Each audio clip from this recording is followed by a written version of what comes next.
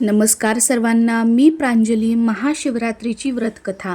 महाशिवरात्रीच्या दिवशी तुम्हाला काही कारणाने व्रत करणं शक्य नसेल किंवा तुम्ही व्रत केले जरी असेल तरीही महाशिवरात्रीची व्रतकथा फक्त ऐकल्याने संपूर्ण महाशिवरात्रीचे पुण्यफळ हे आपल्याला प्राप्त होते. एकदा पार्वतीने परमेश्वर शिवशंकरांना विचारले, असे कोणते श्रेष्ठ तसेच सरळ व्रतपूजन आहे ज्यामुळे मृत्यू लोकातील प्राण्यांना तुमची कृपा प्राप्त होईल. उत्तरादाखल शंकराने पार्वतीला शिवरात्री या व्रताची कथा सांगितली. एकदा एका गावात शिकारी राहत होता.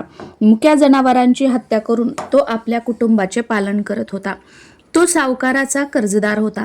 त्याने त्याचे कर्ज वेळेवर चुकवले नव्हते. त्यामुळे संतापून सावकाराने शिकारीला शिवमठात कैदी बनवले. योगायोगाने त्याच दिवशी महाशिवरात्र होती. शिकारी ध्यानमग्न होऊन शिवासंबंधित धार्मिक गोष्टी ऐकत होता. चतुर्थीला त्याने शिवरात्रीची कथाही ऐकली. सायंकाळी सावकाराने त्याला जवळ बोलावून कर्ज फेडण्याविषयी विचारले.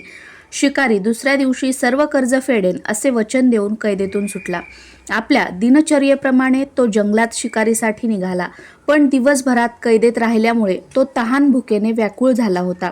शिकार करण्यासाठी तो तलावाकाठच्या बेलपत्राच्या झाडावर मचाण बांधून लागला. बेल वृक्षाच्या खाली बेलपत्रांनी झाकले गेलेले शिवलिंग होते. शिकाऱ्याला मात्र हे माहीत नव्हते. मचाण बनवताना त्याने ज्या फांद्या तोडल्या त्या योगायोगाने शिवलिंगावर पडल्या. या प्रकारे दिवसभर उपाशी असलेल्या शिकाऱ्याचे व्रतही झाले आणि त्याच्या करवी शिवलिंगावर बेलपत्रही वाहिले गेले. एका प्रहरानंतर एक गर्भिणी हरणी तलावावर पाणी पिण्यासाठी पोहोचली. शिकाऱ्याने आपल्या धनुष्याने तिच्यावर नेम साधताच तितक्यात ती हरिणी बोलली, मी गर्भिणी आहे. तू एकाच वेळी 2 जीवांची हत्या करशील हे योग्य नाही. मी आपल्या पिल्याला जन्म देऊन लवकरच तुझ्या समोर येईल, तेव्हा तू मला मार. शिकाऱ्याने धनुष्य बाजूला ठेवले आणि हरणी झाडाआड लुप्त झाली. काही वेळाने दुसरी हरिणी तेथून निघाली. शिकाऱ्याच्या आनंदाला पारावार उरला नाही. त्याने तिच्यावर नेम धरला.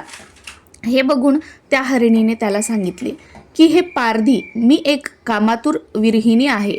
आपल्या प्रियेच्या शोधात भटकत आहे. मी माझ्या पतीला भेटून लवकरच तुझ्याजवळ येईल. शिकारीने तिलाही जाऊ दिले. 2दा शिकार हातातून गेल्यामुळे तो चिंतित झाला.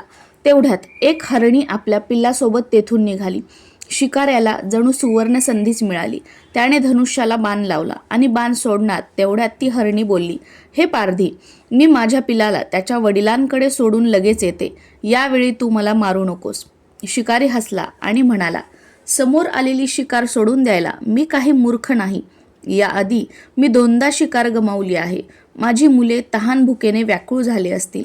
उत्तरादाखल हरिणी म्हणाली, जशी तुला आपल्या मुलांची काळजी वाटते तशीच मलाही वाटत आहे. त्यामुळे मी फक्त काही काळ तुझ्याकडून जीवदान मागत आहे. माझ्यावर विश्वास ठेव, मी लगेच परत येईल. हरिणीचा तो व्याकुळ स्वर ऐकून शिकाऱ्याला तिची दया आली. त्याने तिलाही जाऊ दिले. शिकार न मिळाल्यामुळे तो बेलाच्या झाडावर बसून बेलपत्र तोडत खाली फेकत होता. काही वेळाने एक धष्टपुष्ट मृग त्या रस्त्यावरून जात होता. आता या मृगाची नक्कीच शिकार करावी असा विचार त्याने केला. पण त्याच्यावर नेम धरला असता मृग दिनवाण्या स्वरात म्हणाला, हे पारधी, जर तू माझ्या आधी 3 हरिणींना मारले असेल तर मलाही मारण्यातही वेळ करू नकोस. म्हणजे त्यांच्या वियोगात मला एकही क्षणाचे दुःख सहन करावे लागणार नाही. मी त्यांचा पती आहे आणि जर तू त्यांना जीवदान दिले असशील तर मला काही क्षणासाठी जीवदान देण्याची कृपा कर. मी त्यांना भेटून तुझ्यासमोर हजर होईल. मृगाचे बोलणे ऐकून शिकाऱ्याच्या डोळ्यासमोर संपूर्ण रात्रीचे घटनाचक्र आले. त्याने सर्व कथा मृगाला ऐकविली. तेव्हा मृगाने सांगितले, माझ्या 3ही पत्नी येथून वचनबद्ध होऊन गेल्या आहेत. मात्र त्या माझ्या मृत्यूनंतर आपल्या धर्माचे पालन करू शकणार नाहीत. त्यामुळे तू मला आता जाऊ दे. मी त्यांच्या समवेत तुझ्यासमोर हजर होतो. उपवास, रात्रीचे जागरण तसेच शिवलिंगावरती बेलपत्र चढवल्यामुळे शिकारीच्या हिंसक हृदयाचे निर्मल हृदयात परिवर्तन झाले होते. धनुष्य त्याच्या हातातून निसटले. शिवाने त्याच्या हृदयात बदल घडवून आणला आणि आपल्या भूतकाळातील कर्मांचा पश्चाताप त्याला झाला. थोड्याच वेळात मृग सपरिवार शिकाऱ्यासमोर आला. या प्राण्यांमधील प्रेम पाहून शिकाऱ्याच्या डोळ्यातून अश्रू वाहायला लागले. शिकाऱ्याने त्यांना न मारता आपणही मुक्या प्राण्यांची हिंसा न करण्याचं ठरवलं. देवलोकातून समस्त देव ही घटना बघत होते. घटनेची परिणती झाल्याबरोबर देवी देवतांनी फुलांचा वर्षाव केला. तेव्हा शिकारी तसेच मृग परिवाराला मोक्षप्राप्ती झाली. अशी ही होती महाशिवरात्रीची व्रतकथा.